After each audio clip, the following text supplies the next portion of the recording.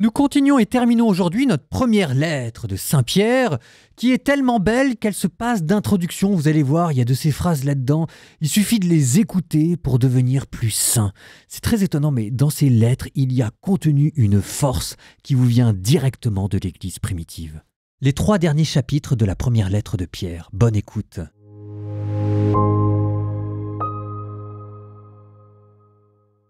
Première lettre de Saint Pierre, chapitre 3. Vous, les femmes, soyez soumises à votre mari, pour que, même si certains refusent d'obéir à la parole de Dieu, ils soient gagnés par la conduite de leurs femmes, et non par des paroles, en ouvrant les yeux devant votre attitude pure et pleine de respect. Que votre parure ne soit pas extérieure, coiffure élaborée, bijoux d'or, vêtements recherchés, mais qu'elle soit une qualité d'humanité au plus intime de votre cœur, parure impérissable d'un esprit doux et paisible. Voilà ce qui a de la grande valeur devant Dieu.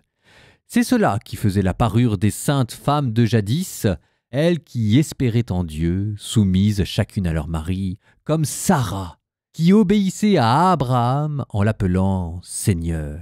Et vous êtes devenues les filles de Sarah, en faisant le bien, sans vous laisser troubler par aucune crainte. De même, vous les maris, sachez comprendre dans la vie commune que la femme est un être plus délicat. Accordez-lui l'honneur qui lui revient, puisqu'elle hérite au même titre que vous de la grâce de la vie. Et ainsi rien ne fera obstacle à vos prières.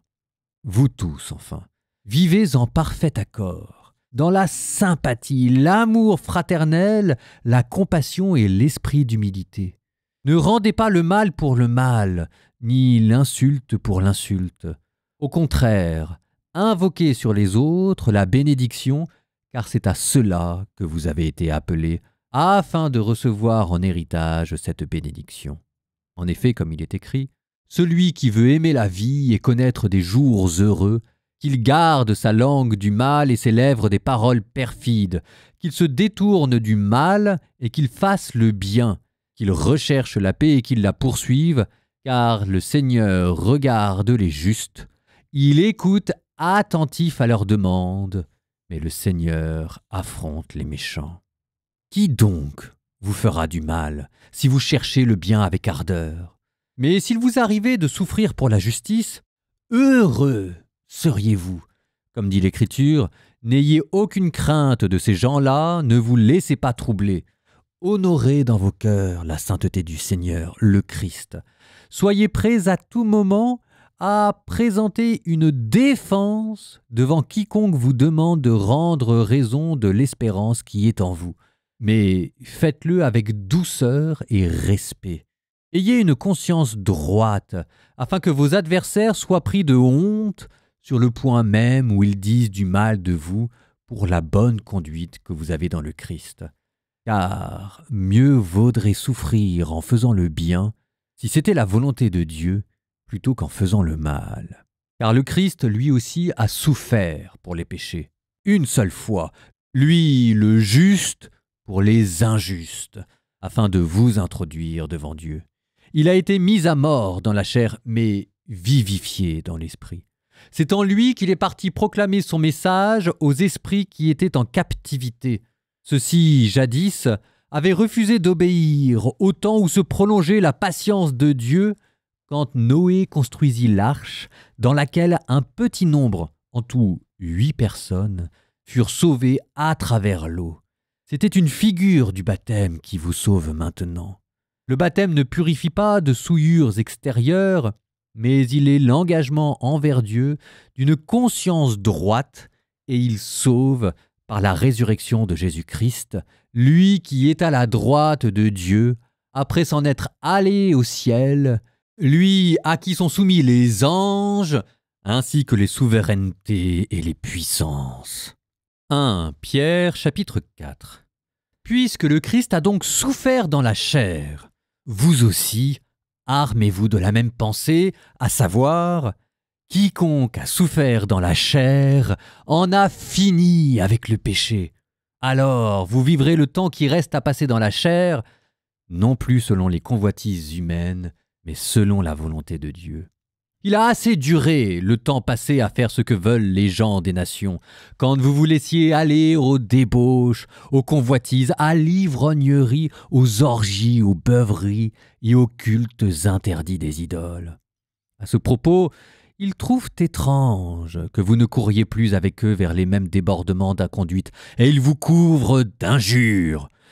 Ils auront des comptes à rendre à celui qui se tient prêt à juger les vivants et les morts. C'est pour cela que l'Évangile a été annoncé aussi aux morts, afin que, jugés selon les hommes dans la chair, ils vivent selon Dieu dans l'esprit. La fin de toute chose est proche. Soyez donc raisonnables et sobres en vue de la prière. Avant tout, ayez entre vous une charité intense, car la charité couvre une multitude de péchés. Pratiquez l'hospitalité les uns envers les autres, sans récriminer. Ce que chacun de vous a reçu comme don de la grâce, mettez-le au service des autres, en bon gérant de la grâce de Dieu, qui est si diverse. Si quelqu'un parle, qu'il le fasse comme pour des paroles de Dieu. Celui qui assure le service, qu'il s'en acquitte comme avec la force procurée par Dieu.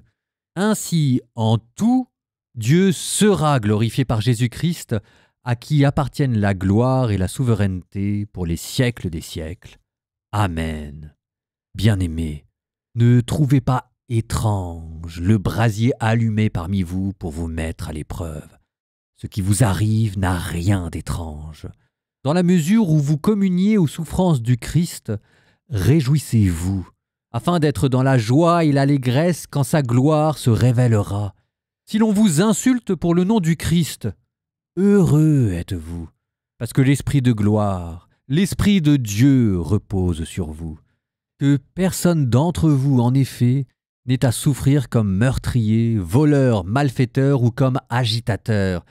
Mais si c'est comme chrétien, qu'il n'ait pas de honte, et qu'il rende gloire à Dieu pour ce nom-là, car voici le temps du jugement. Il commence par la famille de Dieu. Or, s'il vient d'abord sur nous, quelle sera la fin de ceux qui refusent d'obéir à l'évangile de Dieu? Et si le juste est sauvé à grand-peine, l'impie, le pécheur, où va-t-il se montrer? Ainsi, ceux qui souffrent en faisant la volonté de Dieu, qu'ils confient leur âme au Créateur fidèle en faisant le bien. 1 Pierre chapitre 5. Quant aux anciens en fonction parmi vous, je les exhorte, moi qui suis ancien comme eux, et témoin des souffrances du Christ, communiant à la gloire qui va se révéler.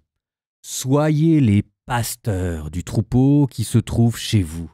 Veillez sur lui, non par contrainte, mais de plein gré, selon Dieu, non par cupidité, mais par dévouement, non pas en commandant en maître à ceux qui vous sont confiés, mais en devenant les modèles du troupeau. Et quand se manifestera le chef des pasteurs, vous recevrez la couronne de gloire qui ne se flétrit pas. De même, vous les jeunes gens, soyez soumis aux anciens. Et vous tous, les uns envers les autres, prenez l'humilité comme tenue de service. En effet, Dieu s'oppose aux orgueilleux, aux humbles il accorde sa grâce. Abaissez-vous donc sous la main puissante de Dieu, puisqu'il vous élève en temps voulu. Déchargez-vous sur lui de tous vos soucis, puisqu'il prend soin de vous. Soyez sobres, veillez. Votre adversaire, le diable, comme un lion rugissant, rôde, cherchant qui dévorer. Résistez-lui avec la force de la foi, car vous savez que tous vos frères, de par le monde, sont en butte aux mêmes souffrances. Après que vous aurez souffert un peu de temps, le Dieu de toute grâce, lui qui, dans le Christ Jésus, vous a appelé à sa gloire éternelle, vous rétablira lui-même, vous affermira, vous fortifiera, vous rendra inébranlable. À lui, la souveraineté pour les siècles. Amen. C'est par Sylvain, que je considère comme un frère digne de confiance, que je vous écris ces quelques mots pour vous exhorter et pour attester que c'est vraiment dans la grâce de Dieu que vous tenez ferme. La communauté qui est à Babylone, choisi comme vous par Dieu, vous salue, ainsi que Marc, mon fils. Saluez-vous les uns les autres par un baiser fraternel. Paix à vous tous qui êtes dans le Christ.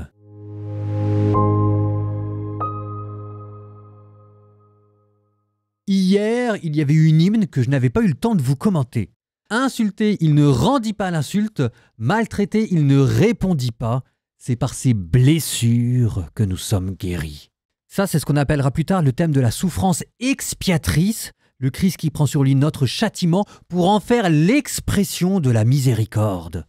Bon, aujourd'hui, on avait d'autres versets. Par exemple, chapitre 3, verset 15. « Soyez prêts à tout moment à présenter une défense devant quiconque vous demande de rendre raison de l'espérance qui est en vous, mais faites-le avec douceur et respect. » C'est exactement ce verset qui vous a donné naissance à ce qu'on appelle l'apologétique, qui est une discipline théologique pour rendre compte de sa foi. Vous savez, quand vous avez des personnes musulmanes ou des personnes athées qui viennent vous titiller sur tel ou tel point du dogme pour vous dire ce qu'on est vraiment sûr que Jésus a existé, que Dieu existe et que les chrétiens, c'est pas des polythéistes qui s'ignorent. Il s'agit d'expliquer notre foi et de la défendre. Et on apporte des arguments rationnels en montrant les Écritures, en donnant des réponses. Et ça s'appelle l'apologétique. Bon, et bien si jamais ça s'appelle l'apologétique, c'est parce que c'est ce verbe-là qui a été utilisé dans le verset qu'on vient d'entendre.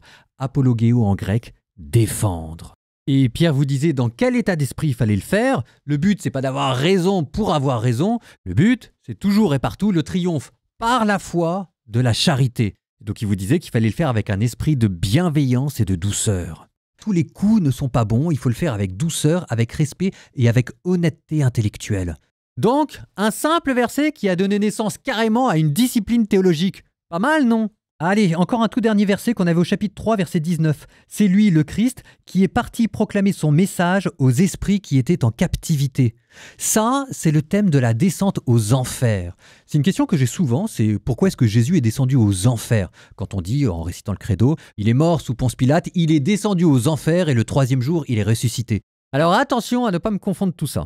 L'enfer au singulier, c'est la demeure du diable, la prison, là où il est enchaîné. Les enfers au pluriel, c'est le séjour des morts. Et c'est là qu'est descendu Jésus. Jésus, il n'est pas venu rendre visite au diable, il est venu rendre visite à Adam, à Abraham, à Moïse, à tous ces âmes justes qui étaient mortes. Mais comme le paradis n'avait pas encore été ouvert, ils étaient bien quelque part, ils étaient dans ce qu'on appelle le Shéol, l'antichambre du paradis. Le Christ meurt le vendredi, le samedi il descend dans les enfers, il leur annonce la résurrection et là il prend tout ce beau monde pour les emmener au paradis. Et donc depuis, les enfers sont fermés, il n'y a plus personne dedans.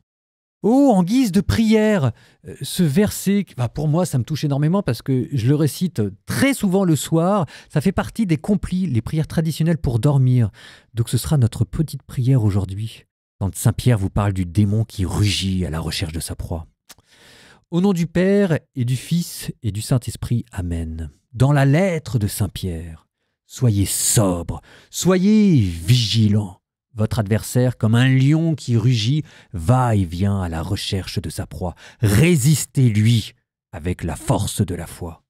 Seigneur, je te demande cette même foi qui animait Saint Pierre. Je te demande l'espérance des premiers chrétiens. Je te demande la charité qui était la leur. Je te demande, Seigneur, d'avoir leur protection. Seigneur, par ton nom, je rejette Satan en enfer. Gloire au Père, au Fils et au Saint-Esprit, au Dieu qui est, qui était et qui vient, maintenant et toujours et pour les siècles des siècles. Amen.